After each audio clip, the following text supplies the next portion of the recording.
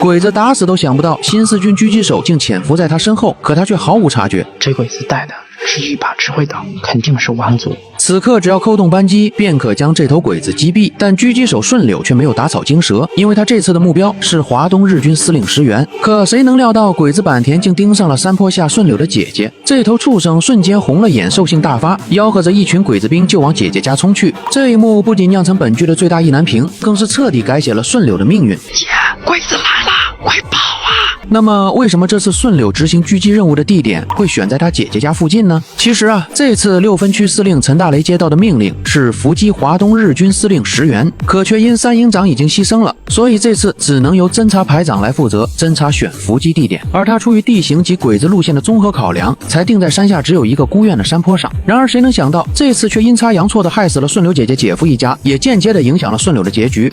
卡哇伊，姐姐拼了命反抗，可一個柔弱女子怎麼扛得住一群如豺狼般的鬼子撕扯呢？山坡上的順柳更是心急如焚，她就這麼一個姐姐，要不是軍令在身，她恨不得立馬一槍一個崩了這群畜生。無論發生什麼情況，你千萬不能暴露目標，就是天塌下來，你得像石頭那樣給我埋在草裡，靜靜等候石原進入你的射程。姐姐在撕心裂肺地呼喊着順柳，在她的心中，弟弟順柳就是她最大的驕傲。但此刻，這份驕傲卻成了困住順柳的枷鎖。她手握着全軍區最精準的狙擊槍，可卻連最親的姐姐都護不住。就在順柳快要熬不住了的時候，外出幹活的姐夫保國終於回來了。在看到院子外的鬼子後，他瞬間瞳孔地震，預感媳婦出事的他二話不說，操起殺豬刀就往院裡衝。此刻他就一個念頭，殺光這些畜生，營救自己的媳婦兒。媳婦兒！雖然保國不是軍人，就是個普普通通的莊稼漢，但在侵略者面前，他的血性比刺刀還鋒利。他沒想過自己不是訓練有素的鬼子的對手，腦子裡只有一個念頭：媳婦兒被欺負了，我是他男人，必須拼命。而隨着保國用盡全力揮刀砍向鬼子，甚至還憑着一股狠勁幹掉了一頭。可雙拳難敵四手啊，冰冷的刺刀還是扎進了他的身體，但他卻沒吭一聲，忍着劇痛，紅着眼就朝罪魁禍首坂田衝了過去。即便坂田一刀砍在了他的身上，可他晃了晃，愣是沒倒下。乳妻之仇不共戴天，他用盡了最後一絲力氣，朝着坂田狠狠撞去。最終保國寡不敵眾，倒在了血泊裡。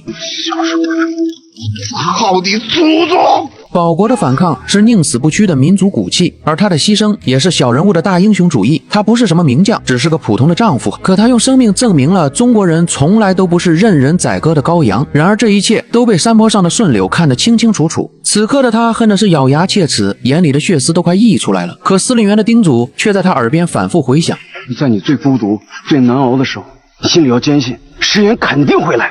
此刻家國大義和骨肉親情在順柳心裡反覆撕扯，而最終他還是選擇了繼續執行軍令，繼續等石原出現。而這份軍人天職戰勝個人仇恨的抉擇，也為他後續的復仇埋下了伏筆。終於在不遠處的路口，石原快到了，只要擊斃石原，他就能替姐姐姐夫報仇了。這一刻，順柳的仇恨變成了瞄準鏡的準星，姐夫的死，姐姐的屈辱，全都化成了子彈的膛壓。順柳深吸一口氣，屏住了呼吸，他的眼睛死死鎖中目標，手指也緩緩搭在扳機上，靜靜等待石原的身影完全暴露在他的射程範圍裡，隨後果斷扣動扳機。